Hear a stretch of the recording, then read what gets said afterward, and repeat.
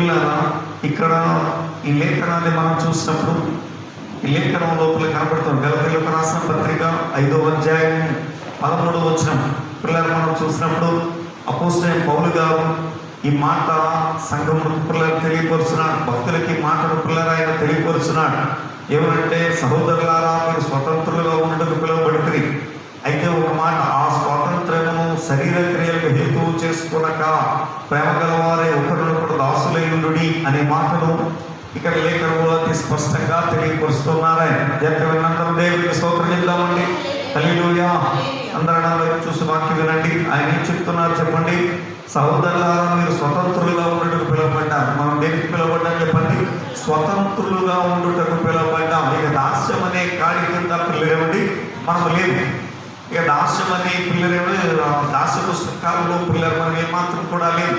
దాని నుంచి విడిపించబడిన వారు. దేవుడికి స్తోత్రం కలుగునుగా. ఈ సంగతిని మనం ఇప్పుడు కూడా మర్చిపోకూడదు. ఆయన పిలుపు దేనికంటే ఆ బంధకాల నుంచి విడిపించడానికి.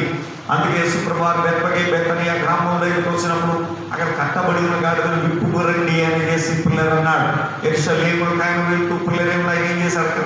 ఓ, ఎంత బయట కట్టబడి ఉన్నా గాడిద అని చేస్తున్నాడు. ఆ గాడిద ఏం చేయబడిందంటే కట్టబడిపోయింది. అంటే దాస్యం అనే కట్లలో ఉంది. దేవుని బిడ్డలు నన్ను దేవునికి స్తోత్రం. హల్లెలూయా. మనుషుని యొక్క దాస్యం ఏంటో పిల్లలు మనుషునికి పిల్లలు తెలియరావటం లేదు. మనుషుని యొక్క దాస్యం ఏంటంటే దేవుని సంగమా, దేవుని బిడ్డలను ఆలోచన చేయండి. శాపగ్రస్తమైన జీవితం. పిల్లలేమండి, తన పిల్లలు ఏదో తలస్తాడు కానీ దాన్ని పిల్లలు జరిగించలేడు. ఏదో మంచి చేయాలనుకుంటాడు కానీ దాన్ని చేయలేడు. అది శాపగ్రస్తమైన జీవితం. ఎంతో కష్టపడతాడు కానీ దాని ఫలితమును చూడలేడు. అది శాపగ్రస్తమైన జీవితం. తన ఇల్లు పిల్లలు ఎంతో అందంగా కట్టుకుంటాడు కానీ అందులో పిల్లలు సుఖంగా నివసించలేడు. అది శాపగ్రస్తమైన జీవితం. అది దేవుని బిడ్డలను ఆలోచన చేయండి. పిల్లల ఎంతో సంపాదిస్తాడు కానీ దాన్ని పిల్లలేవండి నుంచి ఆనందం పొందలేడు. అయిన వాళ్ళు ఉంటారు కానీ ఎవరు పిల్లలేవండి అసలు రారు. దేవునికి స్తోత్రం కలుగునుగా. అందరూ తనను వాడుకునే వారే కానీ తనకు వాడబడి తనకు పిల్లలేవండి అసలు వచ్చేవారు, తనను అర్థం చేసుకునేవారు పిల్లలేవండి ఈ లోకంలో లేని పరిస్థితి ఏర్పడుతుంది. ఎంత చూసినా ఏంటి నా పరిస్థితి అయిపోతుంది. ఏంటి నన్ను అర్థం చేసుకునేవారు లేదే, నాకు సహకరించేవారు లేదే, నన్ను వాడుకునే వారే ఉంటారే అని పిల్లలేవండి. ఓ పిల్లరా, భయంకరమైన పిల్లల ఆలోచనలు. నేను ఎంత మంచి చేసినా తిరిగి వారు నాకేం చేస్తున్నారు, ఇదే చేస్తున్నారు కానీ వీళ్ళేమి చేయట్లేదు. ఇటువంటి పరిస్థితి దేవుని బిడ్డలారా ఆలోచన చేయండి. అందరూ దేవుడికి స్తోత్రం చెప్దాం. హల్లెలూయా. ఇదేంటండి? దాస్యం అనే కాడి. ఏంటండి? దాస్యం అనే కాడి. దాసుడిగా పిల్లలేవండి పిల్లల వారి యొక్క జీవితం పిల్లలు నిలిచిపోతుంది. కనుక నేను పిల్లలు చాలా మంది అంటూ ఉంటారు, అయ్యా ఎంతో వ్యాపారం చేస్తున్నాను కానీ వ్యాపారంలో అభివృద్ధి లేదు.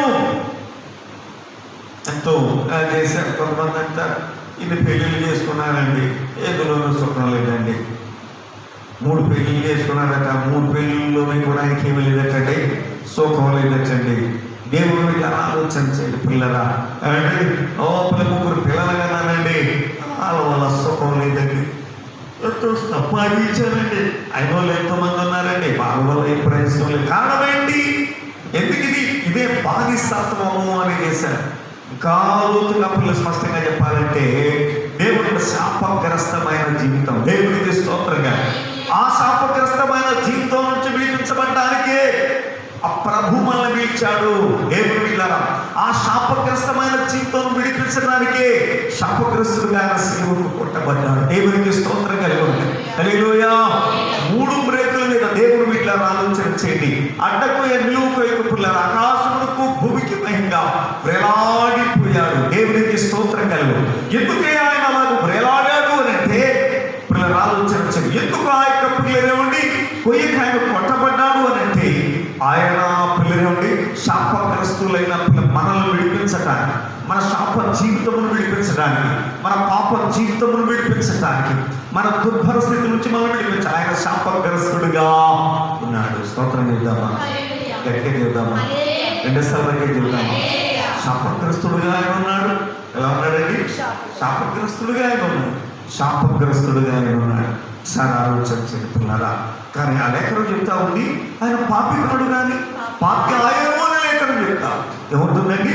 పాపి ఆయన కాదు కానీ పాపి ఆయన. పాపి ఎవరు? మానవులైన మనం. దేవుడు పాపులు ఎలాగయ్యామనంటే ఈ లోకమందు మనం ఏదైతే చేయవలసి ఉందో ఆ చేయవలసిన విధంగా చేయకపోవటమే పాపం. దేవునికి స్తోత్రం కలిగి. హల్లెలూయా. ఏం చెప్పండి? పాపం అంటే ఏం చెప్పండి? పాపం అంటే ఏంటండి?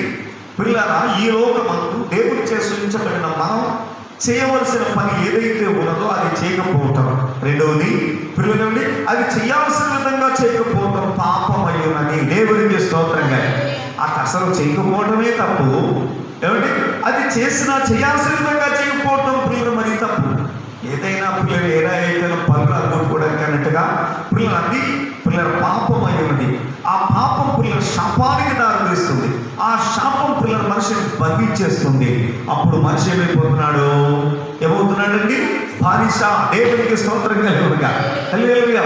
అందుకే రక్షణ పొందినాడు పిల్లలేవండి, బాప్తిసం పొందినప్పుడు పిల్లలేవండి పాట పాడతాను. ఏ పాట అంటే, పరలోకో నేనిక దాసుడను కాను, పరలోకో నేనిక దాసుడను కాను, పరమాకానానుకు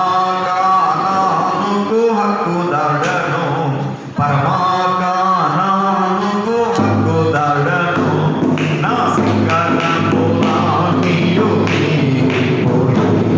సంహారదుగా నన్ను దాటిపోయే, సంహారదుగా నన్ను దాటిపోయే, గొర్రె పిల్ల విలువైన రాగములు, గొర్రె పిల్ల విలువైన రాగములు, కడుగాబడి నేను రక్షణ పొందిని, కడుగాబడి నేను రక్షణ పొందిని, నా సంకటము నీయు సంహారదుగా నన్ను దాటిపోయే, సంహారదుగా నన్ను దాటిపోయే. హల్లెలూయా. పిల్లరా, ఆ పాటలో ఉన్న మాటలు చూడండి. గొర్రె ఫరోకు నేనిక దాసుడను కాను, పరమాకారానికి హక్కుదారుడు, నా సంకటములన్నీ తీరిపోయాయి. ఇక నేను ఏమాత్రం కూడా శాపగ్రస్తుడను కాను. దేవునికి స్తోత్రం కలుగును. శాపగ్రస్తమైన నా జీవితాన్ని ఆ శాపం నుంచి విడిపించడానికి ఆ శాప స్థానంలో ఆ శాపాన్ని తన మీద వేసుకుని శిలువ పైన క్రీస్తు వేలాడి ఉన్నాడు కనుక మానవాళికి ఆ శిలువను బట్టి ఏమైందని చెప్పండి? శాప విమోచన. దేవునికి స్తోత్రం కలుగునుగా. మరి దేని ఎందుకు శాప విమోచన పిల్లలు మాత్రం కూడా లేదు. జపతత్వముల ఎందు కానీ, తీర్థయాత్రల ఎందు కానీ, ఏమండి పిల్లలు ఏమండి గంగస్థానంలో కానీ ఏమాత్రం కూడా పిల్లలు ఒక్క క్రీస్తు పిల్లలు అనుభవించిన శిక్ష. ఎందుకంటే తప్పు శిక్ష అనుభవిస్తేనే ఏమవుతుంది చెప్పండి? పిల్లల క్షమాపణ కలుగుతుందండి. దేవునికి స్తోత్రం కలుగునుగా. నేరం చేసిన వాడిని జైలు ఏం చేస్తాను చెప్పండి? పెడతారు. ఏమండి వదిలేస్తారా? మళ్ళీ చేయమని చేసి వదిలేస్తా లేదండి. జైల్లో పెడితే అప్పుడు వాడు ఆ పిల్లల నేరం నుంచి విడుదల పొందినవాడు అవుతాడు. దేవునికి స్తోత్రం. హల్లెలూయా. అయితే అలాగే నేరం చేసిన వాడు ఏ రీతిగా అయితే పిల్లలు విడుదల పొందవలసి ఉన్నదో ఎక్కడ నేరం చేసిన వాడు ఏ రీతిగా అయితే పిల్లల ఆయన పిల్లలేంటి నేరములకు శిక్ష అనుభవించవలసి ఉన్నదో అలాగే పాపులమైన మనం పిల్లలేంటి శాపగ్రస్తులమైన మనం ఆ సాక్ష పాపులమైన మనం పిల్లరా జగత్తుల పిల్లలు మాత్రం ఆ పాపమును బట్టి శాపగ్రస్తులమైపోయి బంధించబడిపోయాం. ఈ బంధకం నుంచి విడిపించబడాలంటే ఈ అన్నిటికీ శిక్ష అనుభవించాల్సింది. ఆ శిక్షను పిల్లరా కలువరిశిలో ఆయన శాపగ్రస్తుడుగా పిల్లలు అనుభవించారు. దేవునికి స్తోత్రం కలుగునుగా. హల్లెలూయా. దేవుని సిద్ధమా దేవుని పిల్లరా ఆలోచన చేయండి పిల్లరా. ఏమండి ఆ శిలువ మీద ఎవరు వేలాడతారంటే శాపగ్రస్తులు ఏ పిల్లలు ఏం చేస్తారు చెప్పండి? వేలాడతారు. మరి ఆయన ఎందుకు వేలాడాడు అనంటే పిల్లరా ఆయన మన శాపము నిమిత్తం పిల్లరా ఆయన వేలాడారు. దేవునికి స్తోత్రం కలుగునుగా. హల్లెలూయా. రెండుసార్లు స్తోత్రం. అందుకే అంటాడు భక్తుడు, గొల్గొతా కొండపై గాయాలు పొందితివా గలిలయుడా నా ప్రియుడా, గలిలయుడా నా ప్రియుడా, గొల్గొతా కొండపై గాయాలు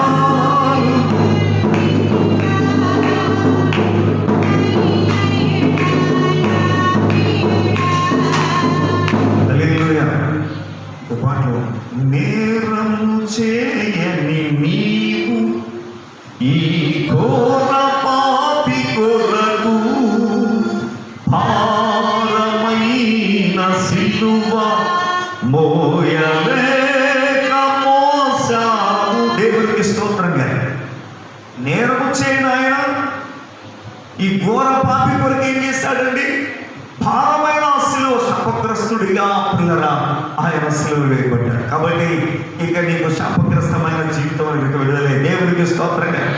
మా తర్వాత చేతికి ఏంటండి, తర్వాత చేతికింద ఎవరిది? మనం చేసుకున్నదే. మనం చేసుకుని మళ్ళీ దీని దేవుడు అవన్నీ చేసాడు. ఏం చేశాడు? ఇంకేం ఏ సర్టిఫికేట్గా ఆయన ఒప్పుగా ఉన్నాయి, లేదా సైటర్, లేదా పిల్లలు అవన్నీ చేసేసాడు. దేవుడు ఇక్కడ రాసిక తప్పదని ఎవడు చెప్పాడు? భూగంధముల వాసులారా నా వైపు చూసి రక్షణ పొందింది. దేవునికి స్తోత్రం. హల్లెలూయా. ప్రయాసపడి పాపం మోసుకుంటున్న సంస్థ నా వైపు చూసి రక్షణ పొందింది. ఇక తప్పకపోతే పిల్లల మాట ఎందుకంటాడు ఆయన? ఏమండి వినండి. కనుక పిల్లలు మెట్ట వేదాలు పిల్లరా, మెట్ట ఆలోచనలు మీ పిల్లలు విడిచిపెట్టి పిల్లరా సత్యములకే ఈ పిల్లలు మనం పిల్లలుగా పిల్లలు పడాలి. సత్యంలో పిల్లలు తెలుసుకుని దేవుని వైపు మనం తిరగా. పిల్లలుగా అపరాధములు చేసింది మన పితరులు చేసిన అపరాధముల చేత మనం శాపగ్రస్తులమై పిల్లరా అనేక రకాలైన పిల్లరా శ్రమలు, బాధలు, పిల్లల కీళ్ళు, ఇరుకులు, ఇబ్బందులు, పిల్లల వ్యాధులు అనుభవిస్తున్నాం. చెప్తాము. హల్లెలూయా. చైనాలో పిల్లవారు చేసిన తప్పు ఏది పడితే దీని చేసి ఏం చేయాలి చెప్పండి? లేనిపోయిన పిల్లలు తెగులు తెచ్చారు. ఇంకా విడిచిపెట్టలేదు. ఏం చేయలేదండి? ఇంకా విడిచిపెట్టిందా? ఇంకా తీసుకుపోతాను. పోయిన ఏడాదంతా తిరిగి మళ్ళీ ఇంకా తీసుకెళ్ళి దేవునికి స్తోత్రం. హల్లెలూయా. హల్లెలూయా.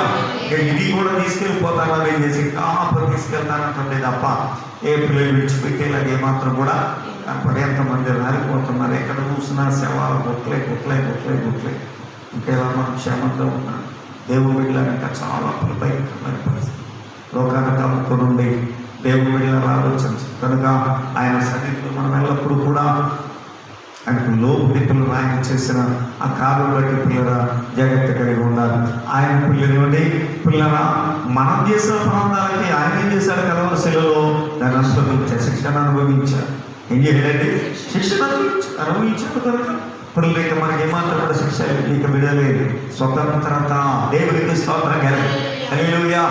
ఎందుకంటే స్వతంత్రత దేవునికి స్తోత్రం కలిగి. ఇప్పుడు ఒక పిల్లలు ఉపమానం చెప్పి నేను ముందుకు వెళ్తాను. జాగ్రత్తగా వెళ్ళండి పిల్లల.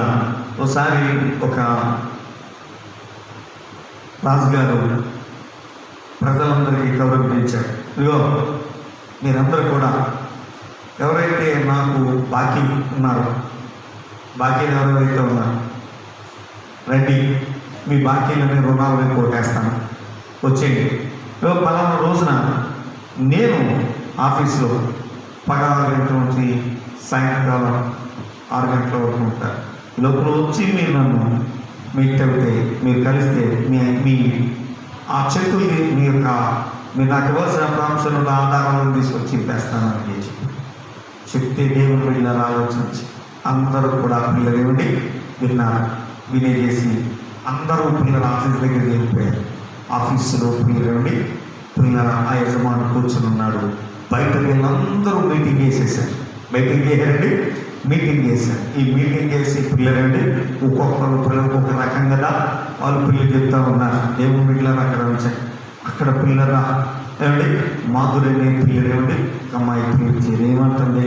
ఇంకా అది అలాంటి అనుకున్నావు ఎలా మన నూరు కొట్టేస్తారన్నా ఆ మానసు కొడతాడు, దుర్మార్గుడాడు. ఇల్లేమనుకో మన బాకీ మన చేత చాలా లోపడి చంపేస్తాడు. అన్నీ చేసేవారు. ఇంకొకరు పిల్లలు ఏమండి ఇంకెలా ప్రతి ఊళ్ళో చెప్పేసుకుని ఎల్లో చెప్పేసుకుని ఎవడో గేట్ దాటి రావడం అందరూ బయట ఉంటారు. దేవునికి స్తోత్రం కలిపకుండా 2 స్థాయికి స్తోత్రం చెప్పండి. అందరూ ఏం చేశారు? ఈ మీటింగ్ దీని అందరూ ఎక్కడికి వచ్చారు. అందరూ కూడా ఎక్కడ ఉండిపోయారు? మీటింగ్ దగ్గర పిల్లలు ఉండిపోయారు. ఎవరో కూడా పిల్లలు బయట ఉండిపోయారు, లోపల రావటం లేదు. పిల్లరా దేవుని బిడ్డలను ఆలోచించి పగల 6 గంటల నుంచి సాయంకాలం 6 గంటల వరకు కూడా అలాగే ఉన్నాడు. పిల్లరా ఎవరు రావటం లేదు. దేవుని బిడ్డలను ఆలోచించి అయితే 5 దాటిన తర్వాత మా కాలేజీ ఉద్యోగాలు అంటే పిల్లలు ఆయన ఏం చేశారు? మీరందరూ ఎలా పడతారు? ఉంటారా పోతాను పోతే నా ఒక పేనం పోతే అంటారు. ఆపు పోతే అప్పు పోతే లేదా పేనం పోతే ఏదో ఒకటి చావుదేమో ఎందుకు వచ్చిందని కావాలని పొద్దు నుంచి టెన్షన్తో చచ్చిపోతాను, ఎదుగుతూ లోపలికి వెళ్ళిపోతానని చేసి 5 దాటిన తర్వాత లోపలికి వెళ్ళేటండి. దేవుడికి స్తోత్రం కలిగింది. హల్లెలూయా. ఎప్పుడైతే 5 దాటిన తర్వాత లోపలికి వెళ్ళాడో పిల్లలందరూ రెండయ్యా అని చేసి పిల్లలేమండి కుర్చీ వేసి కూర్చోబెట్టారట. కూర్చోబెట్టి పిల్లలేమండి డ్రింక్ ఇచ్చారు, అన్నీ ఇచ్చారు. ఏంటంటే నేను అనుకుంటున్నాడట, అమ్మమ్మ మాధురు చెప్పింది ఇంకా చంపేస్తారు, అన్నీ ఇట్టేస్తున్నారు కదా, ఇంకా చంపేస్తారేమో అని అనుకుంటున్నాడు ఈయన. దేవుడు ఇట్లా ఆలోచించండి, నా బాబాన్ని పెట్టారు ఇటు బలికి తీసుకెళ్ళేటప్పుడు పిల్లలు మేకనైజ్ చేస్తారు, ఫుల్గా మేపుతారు కదా అనుకుంటున్నాడు ఈయన. దేవుడు ఇట్లా అయ్యా మీ పత్రాలు ఇవ్వండి అనేసి ఆ పత్రాలు తీసుకుని, అయ్యా ఈయనంత బాకీ పలానా నెంబర్ పాయింట్ బాకీ అంటే కబురు తీశారు. తీసి పత్రాలు పడి చెప్పేసారు, మీరు ఏమాత్రం కూడా కట్టనవసరం లేదంటే ఆశ్చర్యపడి, అయ్యా బాబు ఇంకే కట్టనవసరం లేదా అని తెలుగు కూడా ఆయన బయట ఉండే వాళ్ళందరూ కూడా ఏదేదో చెప్పేసుకుంటున్నారు. రాజుగారు నిలనగా వస్తున్నారు కాదు. రాజుగారు నిజంగా దేవుడైనా, ఆయన ఎవరు? దేవుడైనా బాబు ఆవిడ వీళ్ళందరూ కూడా ఎందుకు ఆ బాకీ తీర్చుకోకుండా ఎందుకు అలా ఉండిపోయారు ఎవరికి చెప్తానని చేసి ఆ రాజుగారి దండం పెట్టి, బాబయ్యా నన్ను విముక్తుని చేశావు నాయన అని చేసేసి అష్టాంగ నమస్కారం చేసి బయటకు ముందాన్ని బయటకు వచ్చేసాను. బయటకు వచ్చేసి ఆ బయట దేవుడి ఇట్లా ఆలోచన చెప్పి వర్కర్లు అందరూ పట్టుకున్నారు, బయట గుమస్తాలందరూ పట్టుకున్నారు. నాయన పొద్దున్న నుంచి మేము ఇక్కడ ఉన్నాము, ఇప్పుడు ఇళ్ళకి వెళ్ళిపోవాలి మేము. ఇప్పుడు నువ్వు వెళ్ళేవారు వాళ్ళందరూ లోపలికి వచ్చారు, వాళ్ళందరూ అప్పుడు చెప్తే తెల్లారి ఇక్కడ ఉండాలి. పొద్దున్న నుంచి అక్కడ టైం ఇచ్చాము రాలేదు, ఇప్పుడు వచ్చారంటే మేము ఇళ్ళకి వెళ్ళాలి కదా, ఎంతవరకు ఎలాగ ఉన్నారు కాసేపు ఇక్కడ కూర్చున్నప్పుడు వెళ్ళు అని చేశారు. దేవుడికి స్తోత్రం. హల్లెలూయా. 2 సార్లు స్తోత్రం చేద్దాం. అప్పుడు దేవుని బిడ్డలు సరే కాల మాట కాదని లేక అయ్యో పాపం ఏమంటారు పక్క మనసా బాగా చుండిపోయారు అందరూ కూడా అని అనుకుంటున్నాడు. అయినా కానీ పిల్లలు ఏమండి పిల్లలంటే అందరూ ఇంత నాకు కొట్టేసి ఆనందంలో ఏం చేసినా లేదా మరి ఏం చేయాలి చేసి అలాగే కూర్చుండిపోయాడు. దేవుడికి స్తోత్రంగా. హల్లెలూయా. ఈ లోపల పిల్లలందరూ అనుకుంటున్నారు, ఏమనుకుంటుంటారు చెప్పండి? ఈ మంచి కంగారు ఎక్కువ వద్దంటే వెళ్ళిపోయినాడు అని చేసి ఒక రకమా అందరూ కూర్చొని పిల్లలు పండిస్తాడు.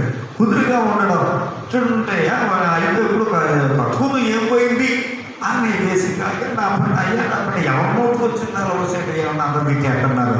దేవుని పెట్టడానికి ఈయన మాత్రం చక్కగా పునరాలు ఇంటి మిత్రులు తింటా పొద్దున్న చేయాలి. ఇక్కడ కూర్చుని ఏం చేస్తాడు, 6 గంటలు అవుతుంది. 6 అయిన తర్వాత ఆ యజమానుడు పిల్లలు పారేసి వెళ్ళిపోయాడు. అప్పుడే మనం చంపేశారు, కలిపి చూశారు, అయినా పోయారు. ఆడు కాదు పెడిగారు, చచ్చిపోయి ఉండని చేసి చంపేశాడు. అయ్యో అని చేసి సరే అని చేశాడు. పిల్లలు కొంత సేపటికి పిల్లల ఏమంటే వీళ్ళు ఇంకా ఏం చేస్తారు, సంబంధం ఇస్తారు లేదా అని చేసి అవసరం. ఈ లోపల పిల్లలు ఏమండి మగ మహారాజుల పిల్లలు ఏమండి మంచి పిల్లలు టీవీగా వస్తానండి దూరం నుంచి ఇలా వస్తాడండి అంటే అర్థమవుతుంది. ఇప్పుడు కష్టపడి ఇలా వస్తాడండి ఆ బాబు ఈ మంచి కాళ్ళు ఎగరేస్తా వస్తున్నాడు, ఈ మనిషికి ఇలా వస్తున్నాడు, ఏదో జరిగిపోయింది లోపల కళ్ళ ఇలా గేట్ దాన్ని బయటకు వచ్చినట్టు గేట్ వేసేసి ఏమైందంటే అయ్యో బాబు మీరు అందరూ చాలా తప్పు చేశారు. ఏం చేసినా ఆయన మన అప్పులు నా అప్పులు కొట్టేసేట్టు అయిపోయింది. ఇక నేను ఆయన రుణస్తుడను కాదు, స్వతంత్రుడను. దేవుడికి స్తోత్రంగా ఫరోకో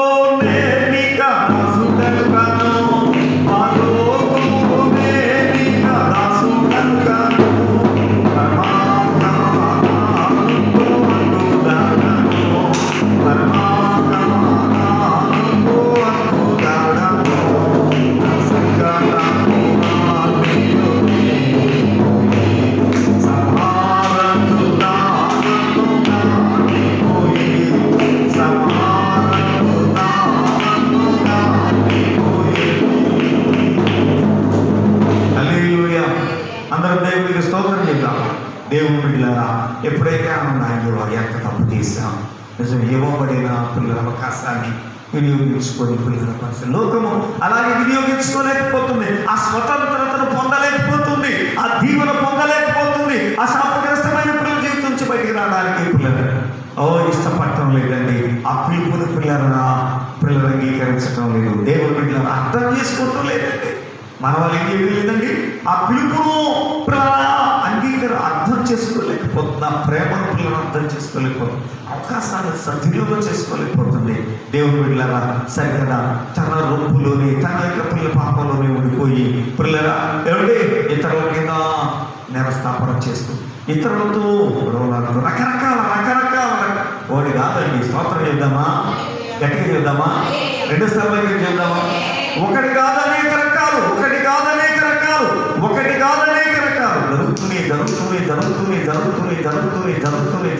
జరుగుతూనే ఉంటున్నాయి.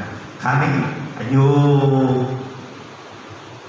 మనం ఒకరినొకరు తెప్పి పొడుచుకోవడం కాదు, మనం ఏం చేయాలి? మన ఈ పరిస్థితి నుంచి బయటపడటం ఎలాగో చూసుకోవాలి. దేవుడికి స్తోత్రం కలిగినగా 2 సార్లు స్తోత్రం.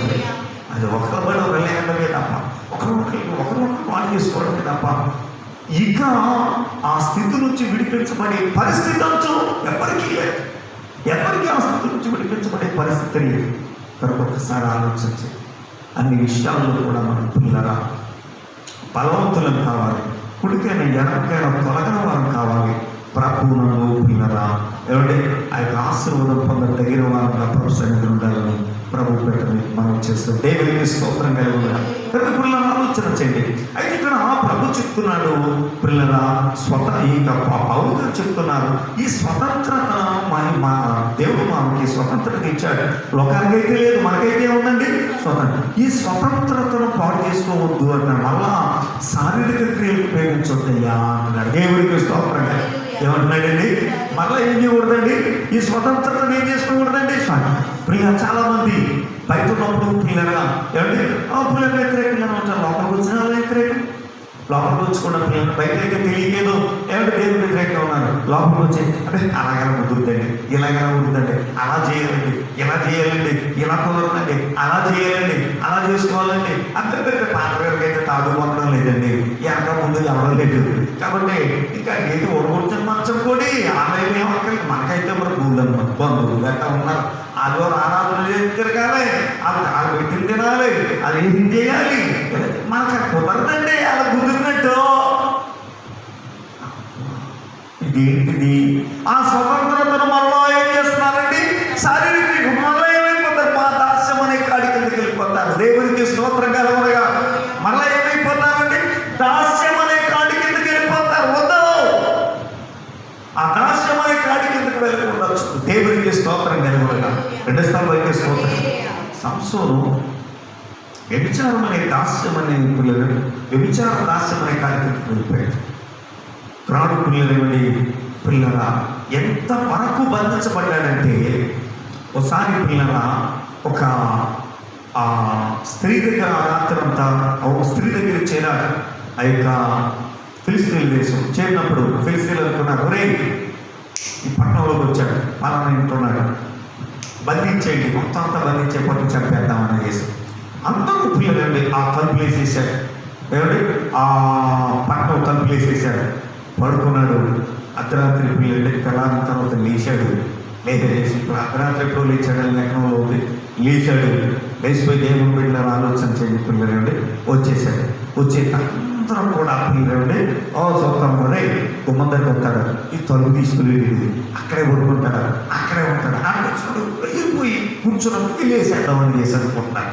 అనుకుంటుంటే దేవుని బిడ్డలను ఆలోచన చేయండి. వీళ్ళందరూ నక్కి పిల్లల గోపాలతో పల్లెలతో రెడీగా కూర్చున్నారు. చంపేద్దామని చేసి దేవుని బిడ్డలు ఆగుతాడు, చంపేద్దామని చేసేది ఆయన దగ్గర చంపడానికి దేవుడికి స్తోత్రం కలిగి వెలగొచ్చాడు. దేవుని బిడ్డలను ఆలోచన చేయండి. ఆ తలుపులు పిల్లలు చూశాడు. ఆ తలుపుల్ని దేవుని బిడ్డ 2 చేతులతో పట్టుకున్నాడు. ఆ పిల్లలు గడపలతో సుద్ధా పట్టుకుని పిల్లలు మోసుకెళ్ళి కొండ మీద పారేడు. దేవుడికి స్తోత్రం కలిగి ఏంట్రా ఆడు మనిషి ఏంట్రా ఇల్లు ఎంత కంగారు పడిపోతారు. కారణం ఏంటి? ఏమండి ఆ తలుపులు ముయ్యాలి అంటే దేవుడు ఇట్లా ఆలోచించు 10 మంది కావాలి. తలుపులు ముయ్యడానికే 10 మంది కావాలి. అటు తలుపులు ముయ్యాలంటే పిల్లరేమండి ఆ గోడల్లో ఉన్న పిల్లరేమండి ఆ గడప కమ్ములతో సొంత ఊడొచ్చేసినాయండి. ఆయన దెబ్బకి దేవుడికి స్తోత్రం కదా అలా ఊడపల్లి తీసుకొచ్చి ఇప్పుడు నాకు పడేసాడు. దేవుని బిడ్డలను ఆలోచించండి. అయితే అదే సంస్థను తెలియలా ఒడిలో ఒరిగిపోయాడు. అదే సంవత్సరంలో ఢిల్లీలో ఉరిగిపోయాడు. ఢిల్లీలో పిల్లలండి బలాన్ని కోల్పోయాడు. వ్యభిచారం అనే దాస్యములో పిల్లరా అంటే బలాన్ని కోల్పోయాడు. దేవునికి స్తోత్రం కలిగింది. హల్లెలూయా. లేచి రాలేకపోయాడు.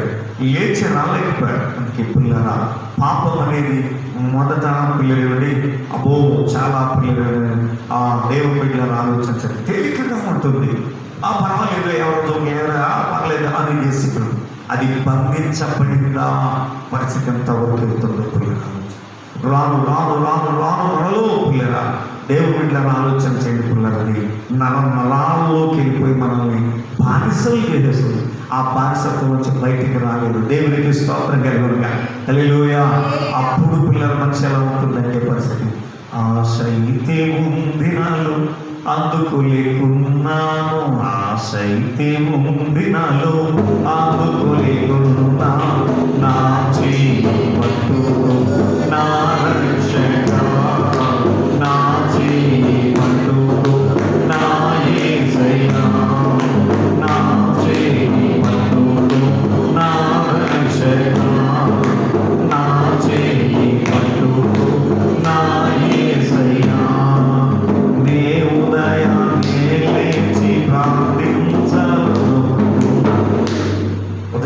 లేచి ప్రార్థించాలా సకాలంలో గుడికొచ్చేయాలనుకుంటున్నాను, కానీ ఆశ అయితే ఉంది నాలో టయానికి రాలేకపోతున్నాను, ఆశ అయితే ఉంది నాలో ఉపవాసం చేయలేకపోతున్నాను. భరించమన్నావు. దేవునికి స్తోత్రం. దానికి మళ్ళా తెలుగు, దానికి మళ్ళా పిల్లలు లేకపోయిన సమస్య ఒకటా ఎన్నెన్ని వస్తున్నాయండి. కోపం వచ్చిందంటే పిల్లలు ఎన్నాళ్ళైనా మానేస్తారు చెప్పండి. కోపం వస్తే ఎన్నాళ్ళు మానేస్తారు చెప్పండి. దేవుని బిడ్డలను ఆలోచించి అందరూ పిల్లలకి కొత్త కోళ్ళ నుంచి పాత కోళ్ళు లేని వాళ్ళే కదా, అత్తగారు లేని వాళ్ళే కదా చెప్ప అందరికీ తెలిసిన సంగతే. కోపం వస్తే తినడం మానేసిన పిల్లలు ఏమండి ఎప్పుడైనా మానేశారా లేదా?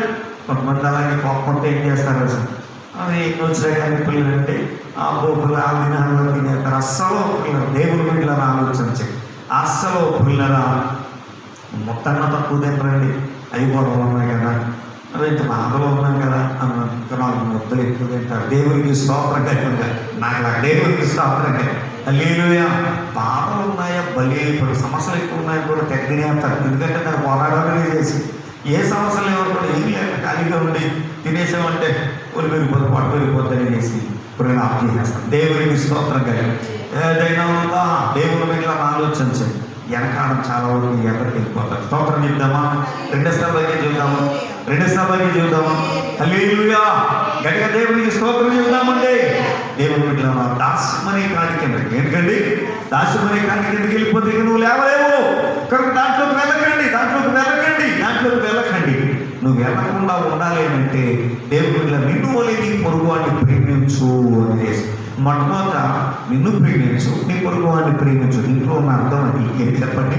నిన్ను నీవు ప్రేమించుకోమన్నది. ఏం చేయాలి? నిన్ను నీవు ప్రేమించుకో, ఆ నీ పొరుగు వాడిని కూడా ప్రేమించు.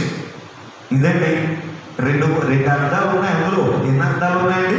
చాలా మంది వాళ్ళు ప్రేమించుకోవటం లేదండి. ప్రేమించుకోవడం అక్కడ బాబు నేనంటే చాలా ఉంటాను, చాలా ఎక్కువ ప్రేమించుకుంటాను. నిజంగా ఆన్నాలు ప్రేమించుకునే వారు అయితే వారి జీవితాలు పాడైపోయే పని లేదండి. దేవునికి స్తోత్రం కలుగుతుంది. రెండో స్థాయికి స్తోత్రం గట్టిగా దేవునికి స్తోత్రం. వారి ఆత్మ నశించిపోయే పని చేయరండి. వారి శరీరం రోగగ్రస్తం పాలైపోయే పని చేయరండి. వారి ప్రాణం నలిగిపోయే పని చేయరండి. వారి కుటుంబాలు పాడైపోయే పని చేయరండి. దేవుని బిడ్డలు శాపగ్రస్తమైన పనులు చేయరండి. వారు ప్రేమించుకోవడం లేదంటే పిల్లల వాళ్ళు ఏమనుకుంటున్నారండి? పిల్లలు ఏమండి శాపగ్రస్తమైన జీవితాన్ని పిల్లలు సంపాదించేసుకుంటున్నారు. అయినా ఏదో అనుకుంటున్నారు కదా పిల్లరా. ప్రభు పిల్లల కలవసుల్లో అంటాడు, తండ్రి మీరేమి చేస్తున్నారు మీరేది స్తోత్రం చేద్దామా? ఎన్నిసార్లు స్తోత్రం చేద్దామా? కనుక లేఖనం చెప్తా ఉంది, మరలా దాస్యం అనే కాడి కిందకి వెళ్ళదు. శరీరాన్ని ఆధారం చేసుకున్న దాస్యం అనే కాడి కిందకి వెళ్ళదు. దాస్యం అనే కాడి కిందకి వెళ్ళి నువ్వు పడిన బాధలు నీకు తెలుసు, నీ రోగాలు నీకు తెలుసు, నీ యొక్క అప్పుల బాధలు నీకు తెలుసు, నీ యొక్క వేదనలు, నీ బాధలు, నీ సమస్యలన్నీ నీకు తెలుసు, నువ్వు నలిగిపోయిన స్థితి తెలుసు. నువ్వు నువ్వు పిల్లడా ఆదరణ లేక కొట్టబడిన స్థితి నీకు తెలుసు. అయితే దేవుని బిడ్డలను ఆలోచించండి. నేడు పిల్లల ఆయన నీకు సహాయం చేయడానికి సిద్ధంగా ఉన్నాడు. ఆయన నీకు సహాయం చేయడానికి దాస్యం అనే కాడి నుంచి విడిపించేశాడు. మరలా దాస్యం అనే కాడి కిందకి వెళ్ళదు. ఆయన సన్నిధిలో స్వతంత్రులుగా ఉన్నాం. ఆయన ఇచ్చిన స్వతంత్రం కాపాడుకుంటూ ఆయన సన్నిధి సాగిపోదాం. దేవుడి వాక్యం దీవించను గాక. ఆమె మోకరించండి, ప్రార్థన చేసుకున్నాం. ఆయన దాస్యం అనే కాడి నుండి మనల్ని విడిపించేశాడు. ఇక దాస్యం మనకు లేదు, ఇక దాస్యం మనకు లేదు, ఇక దాస్యం మనకు లేదు. ఆయన దాస్యం అనే కాడి నుంచి మనల్ని విడిపించేశాడు. ఇక దాస్యం అనేది మనకు లేదు. మరలా దాస్యం